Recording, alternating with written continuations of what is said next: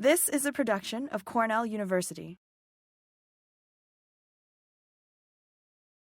It's a really great honor to give talk at your department, to make myself more like visiting your campus. Actually, I have a background, that's a Cornell background. I always miss that landscape a lot. I received my PhD in the circus so many years ago. So I visited Isaac for a couple of times. It's a really beautiful campus. So today I will talking a little bit about our effort in the Biosphere biogeochemical cycle study, and how this Biosphere role plays a role in the global carbon and other gas, greenhouse gas, the budget. All right. Okay. So this let's start with a very basic. So that's a GHG problem. If you look at the atmosphere chemistry composition, the greenhouse gas actually very tiny percentage, less than 1%. But this greenhouse gas become problem is because that's since pre-industrial, like 1750, that's from IPCC recently reported, that largely increase CO2 already increased 47%, methane increase 156%, and N2O increase 23%. This large increase, recent IPCC AR6 report show that if you look at this left, this gray color, that's mean the temperature change since pre-industrial, that about increase of 1.1 degrees C. If we separate attribute this increase into different components, like a greenhouse gas increase or like a aerosol cooling effect, and the greenhouse gas, we can further break it down into CO2, methane, and nitrogen oxide is the right side. You can see that greenhouse gas emission already cause 1.5 degree increase.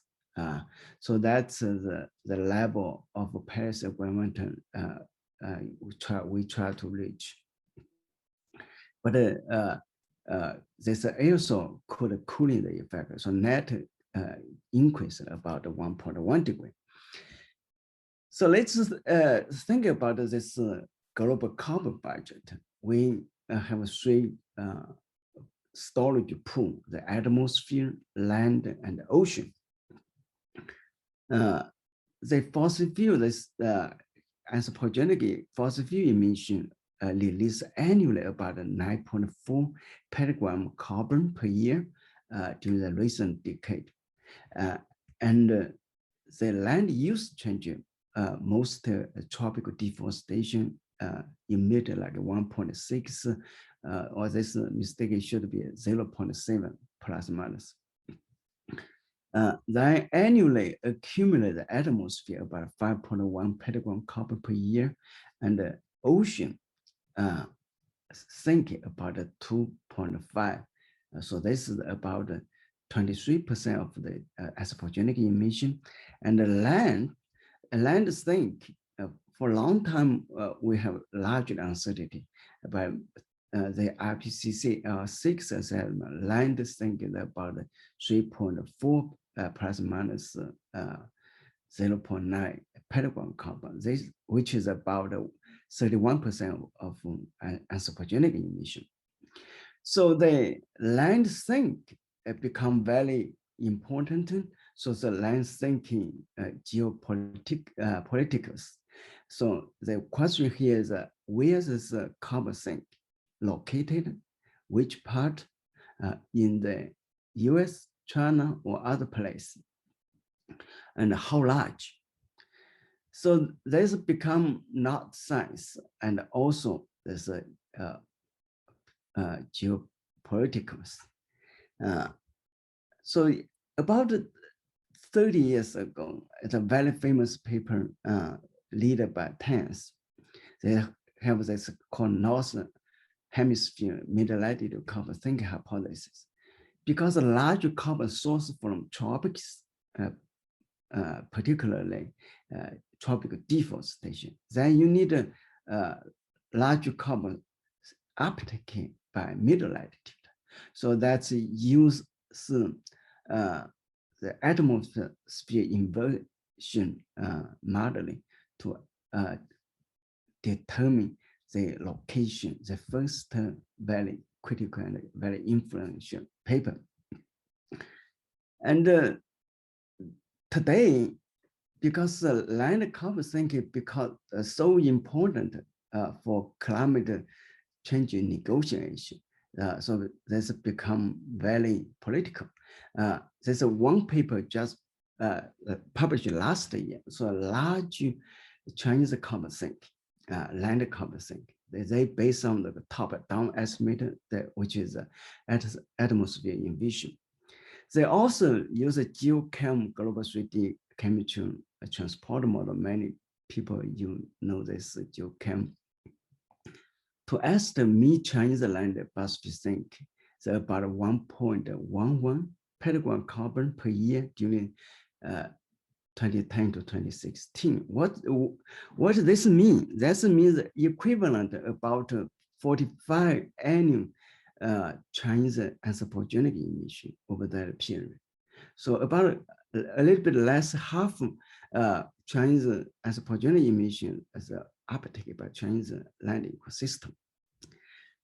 Then that's about 33 or 1/3 of the global land sink is located in China land. So that's become very surprised, very surprised. But that's actually not new. About this is many years ago. That group and Princeton and NOAA, and they estimated a large North American sinking, and most located 50° north, south, so which is American, US. So the anthropogenic emission during the same time period, the emission like 1.5 petagram carbon. So anthropogenic CO2 emissions are less than land carbon sink. So US don't need to mitigate the carbon fossil fuel emission. So this also use a top-down estimator. So to people who don't know the top-down estimate, but that's really based on mass balance, atmosphere number, emission number, fossil fuel release number. Then you also have the ocean uptake sink. Then you can determine residuum, the biosphere sink. Then use this spatial model that located where this carbon located, but don't give you mechanism, what cost or what is the underlying mechanism to lead to this large land carbon sink. But later they use top-bottom up inventory-based approach. They now this new estimate about North American about 0.3 to 0.5 petagram carbon, more based on this forest inventory and also price-based ecosystem model. And Russia also just published the paper this year. So the Russian scientists said Russian forest uptake much large carbon. There is a 47% higher than reported in the National Greenhouse Gas Inventory. So that's today, other countries also want to find a large carbon sink for their own land. That all these different countries, this carbon sink added together is much, much larger than global carbon sink. But how can we, as scientists, to believe this number? Particularly, we need to give explanation and what's the underlying mechanism to lead to the carbon sink. So the biosphere, it's a dilemma. They not only uptake carbon through photosynthesis, but the biosphere also release carbon dioxide into atmosphere through this decomposition, plant respiration, and also soil respiration. More than that, biosphere also emit other two major greenhouse gases. One is the methane, another one is nitric oxide.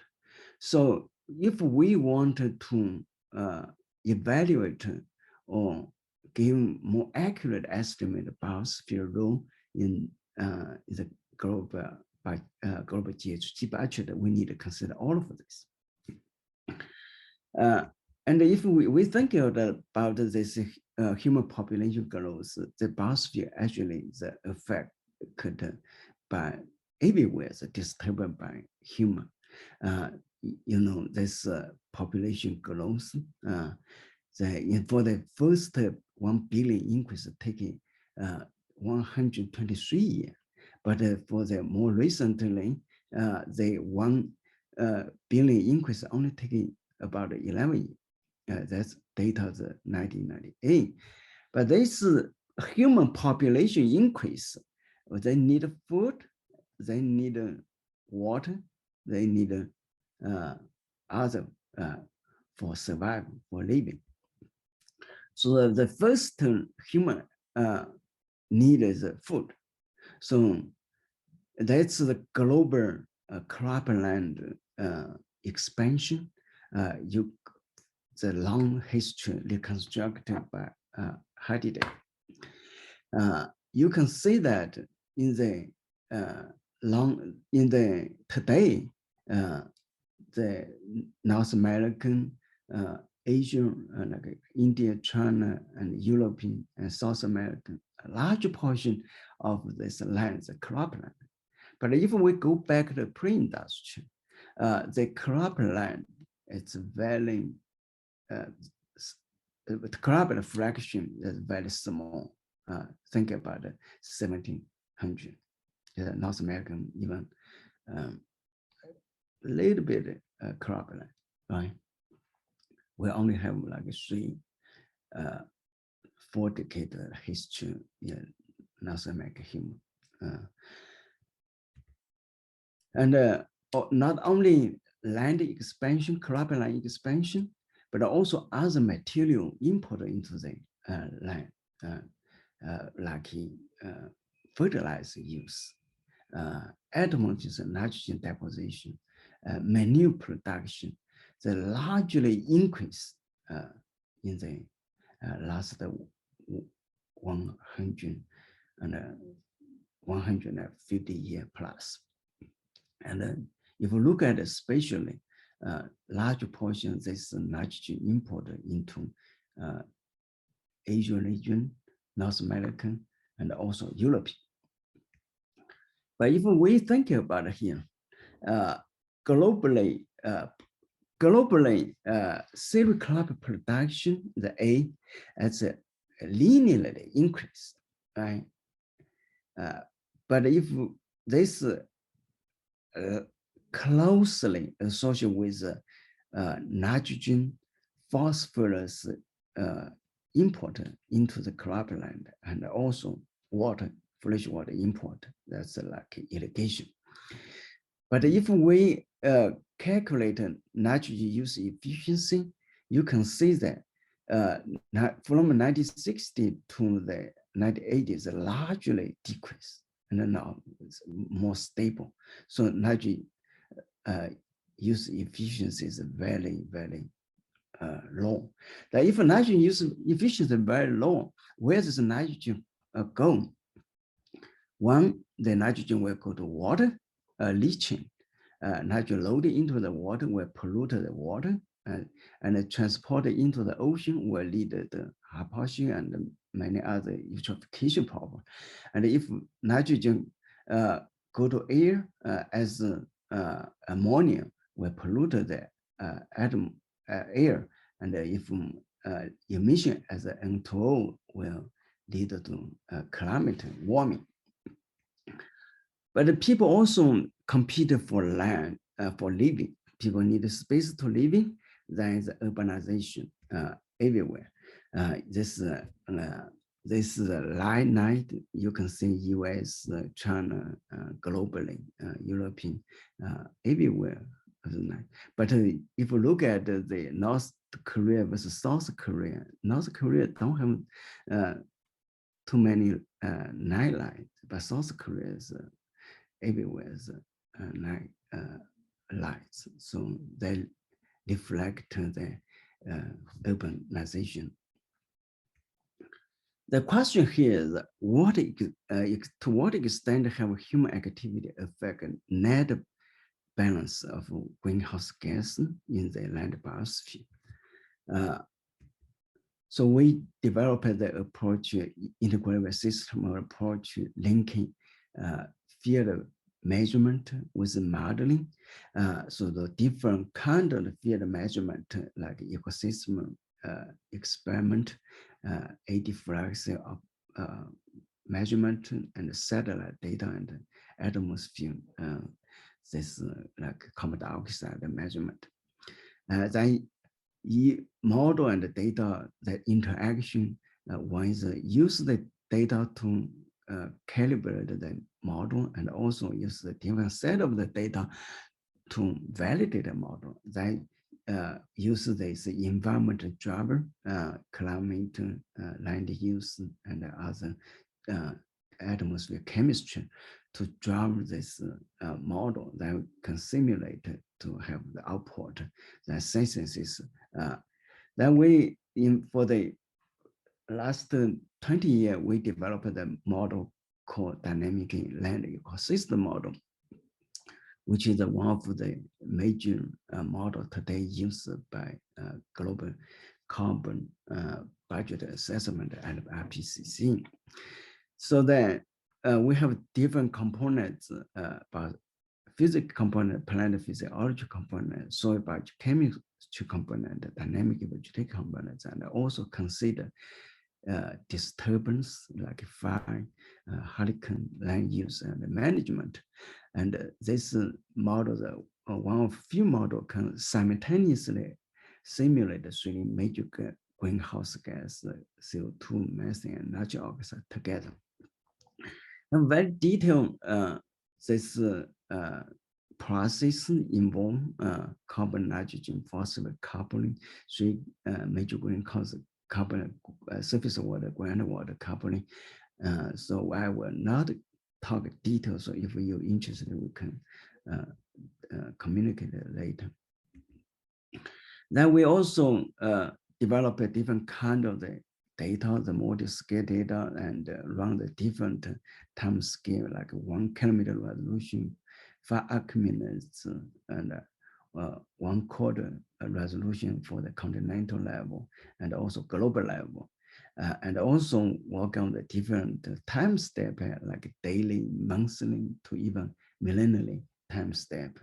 And there we deconstruct the land use history. Here, the two of the example, we developed this land use 5-minute resolution land use history data for India and China. And for many people, probably don't really interested in the detail of the model, but interested in the output of the model.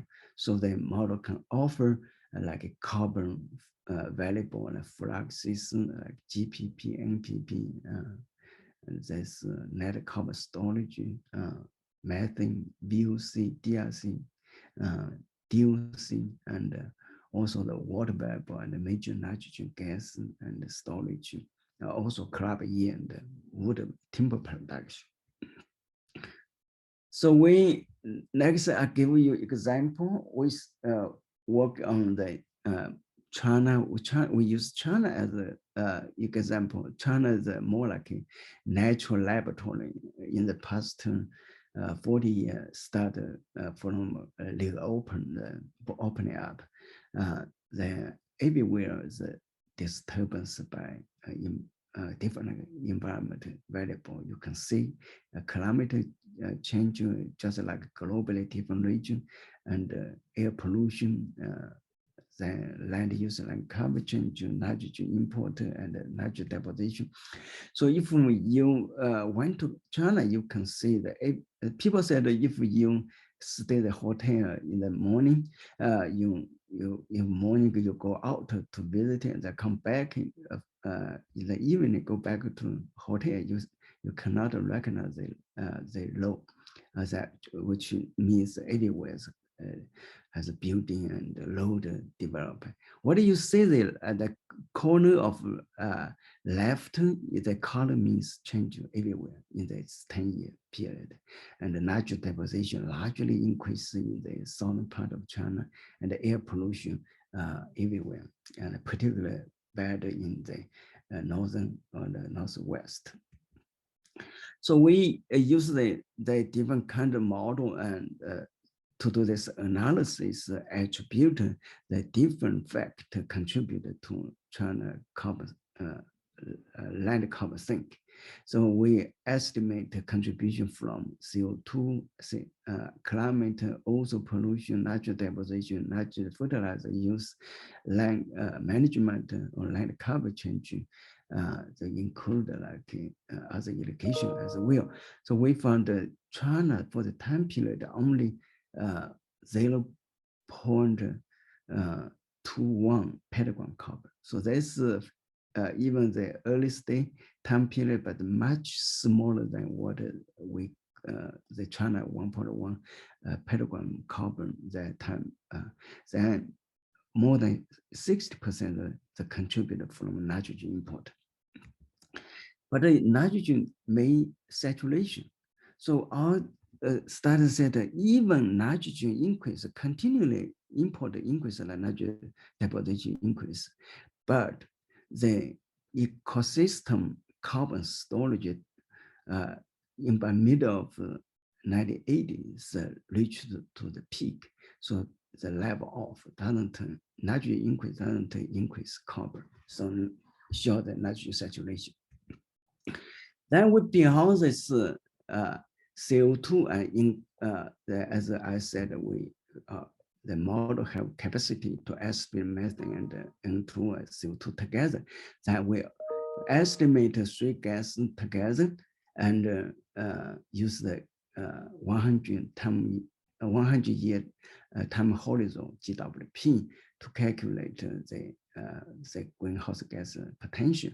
That China, most of the carbon sink, 85% is offset by methane and N2O. Then we do the similar work in the US. If we consider North American three gas together, we found 75% of terrestrial CO2 sink is offset by methane and N2O. So that's which indicated that we really important to consider three gas together. Inspired by this China and North American study, we a couple of years ago we to try use both bottom up and top down approach. They include different atmosphere inversion system and also different land ecosystem model to give the two-way constraint. And we surprised to find the biosphere, terrestrial biosphere, as a net source of greenhouse gas to the atmosphere. So most people that believe this, say biosphere is a cooling effect uptake carbon dioxide for the 10-year period. The CO2 sinking by biosphere is about 1.6 petagram carbon. So that's important for the cooling effect. But the biosphere also emits N2 and CH4. So if we consider all these three gases together, the cumulative warming capacity of methane and nitrogen oxide emission is a factor about 2 larger than the cooling effect result from global land CO2 uptake. So that's really means biosphere. We need to wake up. The biosphere not really is a cooling plays a cooling factor. They call temporary time period. The biosphere the contributor global warming. But if we further look at this issue, the agriculture is the largest contributor to the net greenhouse gas emission. So agriculture alone, that include cropland, livestock, and waste. So the agriculture alone that's already offset the biosphere carbon sink. So that's very important agriculture, how to best manage agriculture, that will be critical for the mitigate the climate change. Then we recognize that it's very important to put all the different effort into this full budget, full accounting of the greenhouse gas N2, CO2 method together, and not only global, but also move to regional. So this global carbon project, new initiative, so call regional carbon recap to region. Then one of the efforts that I co-leader with Ron Thompson to do this global N2 budget. This is jointly sponsored by Global Carbon Project and the International Nitrogen Initiative. Then we use a different approach, top-down, bottom-up inventory, and consider land, ocean, river, and human society together. We give this most updated comprehensive assessment of the global N2 budget. This paper published last year.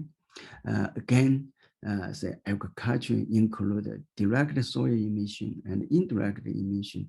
The emissions are about 70% of total anthropogenic emission. So agriculture played a critical role in contributed the global N2 budget. Then agriculture is a key sector for climate mitigation, as I already discussed. Largely portion of the methane and the nitrogen oxide emitted from the agriculture sector. Of course, agriculture also store carbon. So the soil carbon increase or productive carbon increase. So if we reduce CH4 and N2 emission and increase the soil carbon, agriculture could play very critical role for the climate mitigation. Then the methane is another effort. The GCP leader about more than half of this methane emission is from agriculture. And this include livestock emission. We developed this data set from 1819 to more recently. This is a 1 kilometer resolution data attributed different kind of animal and contributed to the methane emission. And we also qualify methane emission from the rice paddy, and we we found this if we can better manage the water, like intermediate water irrigation could reduce methane emission, half of the methane emission from rice paddy. And we also identify the regionally, the Southern Asia region is a really critical region for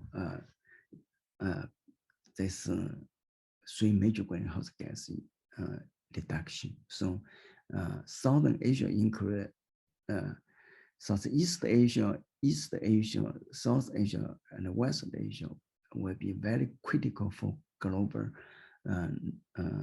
this greenhouse gas reduction and mitigation. And we further look at the anthropogenic N2 emission. Or again, the East Asia is largely increased, and South Asia also largely going. We're also very surprised that Africa is play very important role, increasingly, largely increase this mainly from lobster docking emission and also marine emission. And the North American the keeper slightly increased by European. They use the mitigation strategy to probably Europe is one of the region that N2 emissions decrease. So what's the policy implication for the this study from this study? So the first thing we think it's very important agricultural greenhouse gas emission, particularly methane and N2 emission. They will really help climate change. But that's doesn't mean we don't want to increase carbon storage. We also want to increase soil carbon storage in agriculture. And also imply this to include three major greenhouse gases in the global and regional climate impact assessment, mitigation operation, climate policy development, very important. We also should aware of likely countervailing this impact mitigation effort, like we large effort now try to increase soil carbon sequestration, but maybe soil carbon sequestration increase could lead to N2 emission increase. So increase CO2 and N2 emission if we paddy dry to reduce N2 CH4 emission, and also peatland fire separation or rewilding to reduce CO2 and N2 emission. This could change the other gases effort, also like increase indirect emission from biofuel production. So particularly today, we try to implement a different kind of we call climate smart agricultural practice. We need really need to consider three gas together to give the full picture, whole picture about this land management practice potential impact on three gas.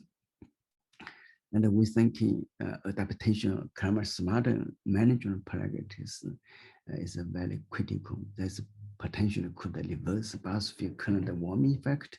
And also we thinking how we manage global land need to become central part of our strategy to mitigate climate change. I think this is my main talk, but I'm not sure what time more time I have. I have a few slides. I want to talk a little bit about potential effort, how we can we adapt to and mitigate climate change through better land management. I will talk a little bit my group effort.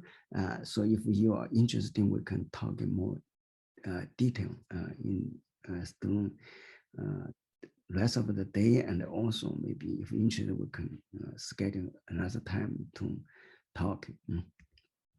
So one of the effort we develop a tool for climate smart agriculture to incorporate a detailed management scheme into this dynamic land ecosystem model.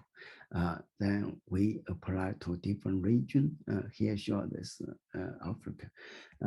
So we also another important is livestock production, climate smart livestock production. This is probably the one of few models able to simulate animal dynamic, include birth and death and migration.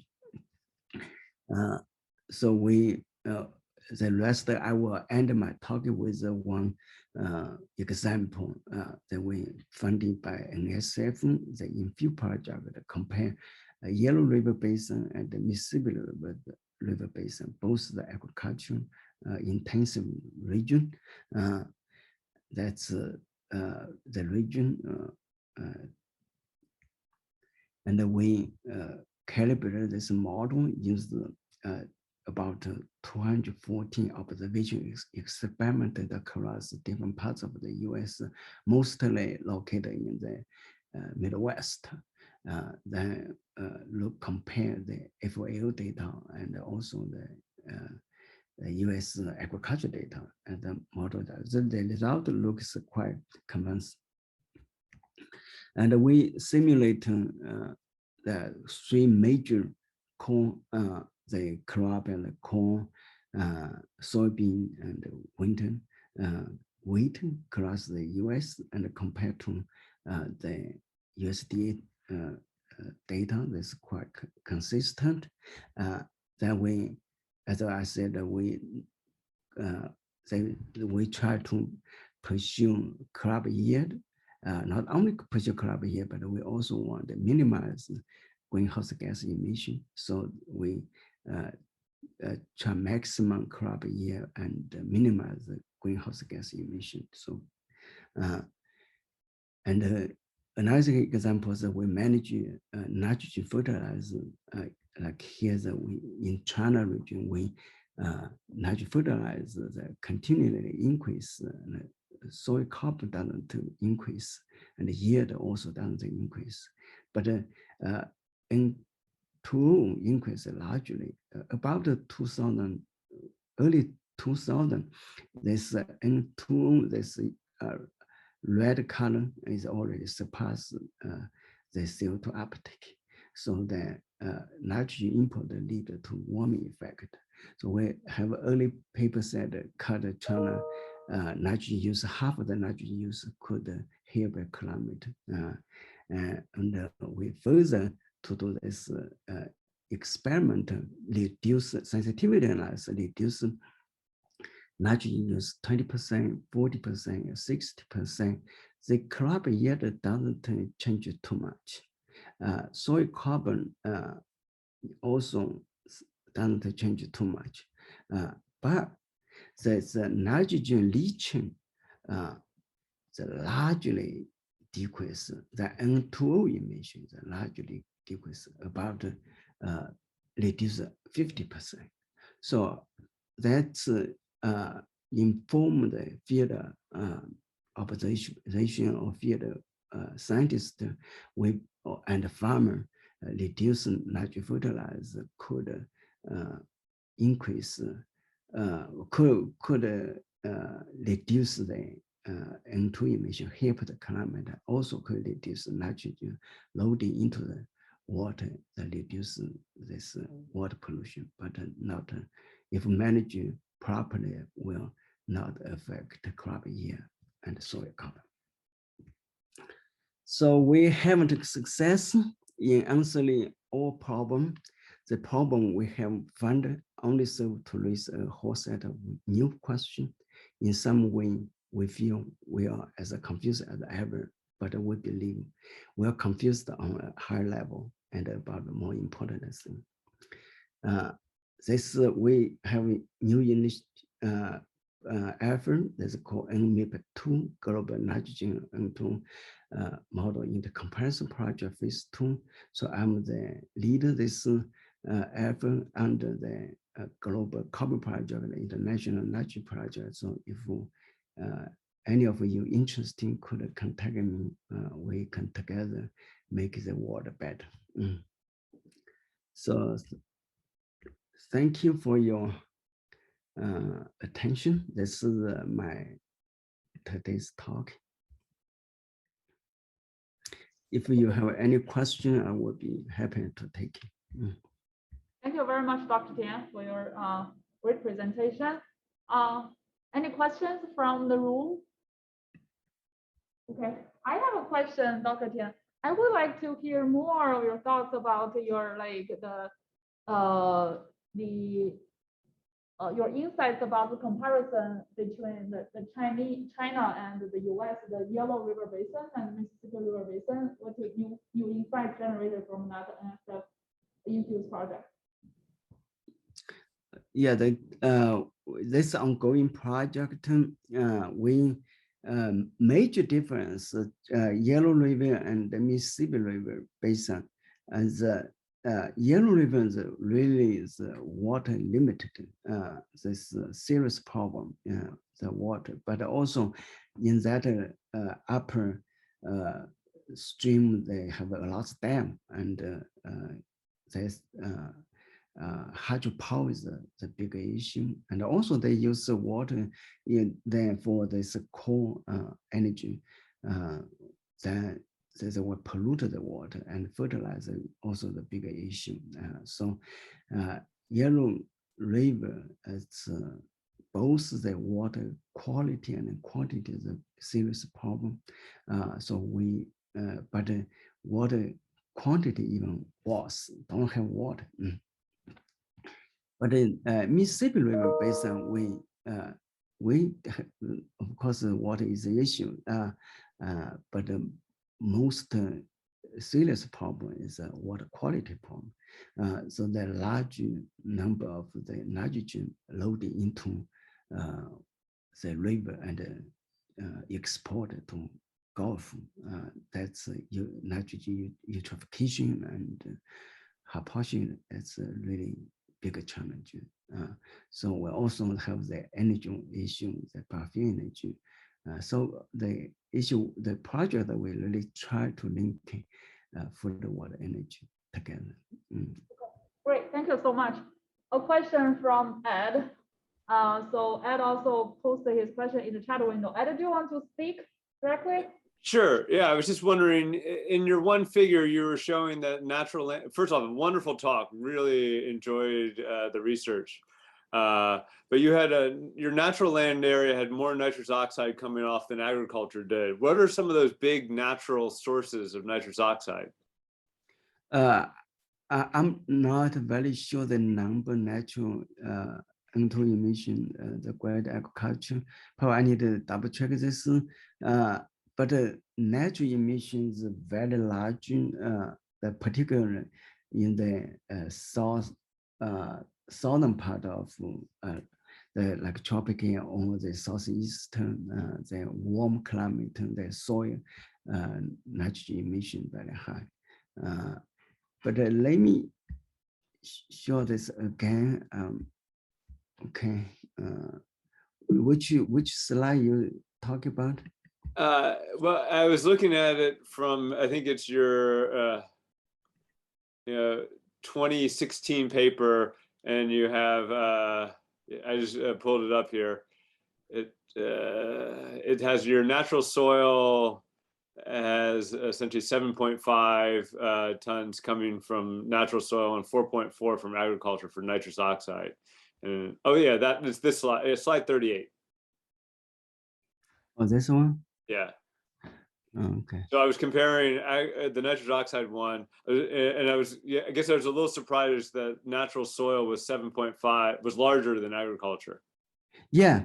If we consider if we consider natural soil emission, then this agriculture probably only about 50% of the global emission. So that's the previous like IPCC and FAO, include EDGAR, UNFCCC, they don't consider natural emission.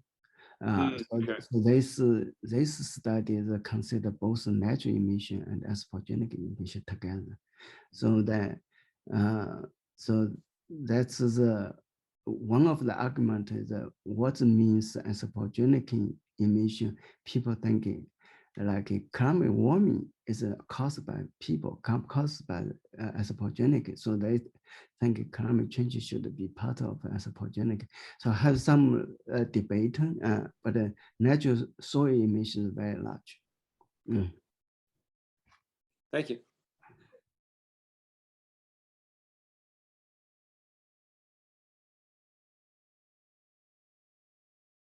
This has been a production of Cornell University, on the web at cornell.edu.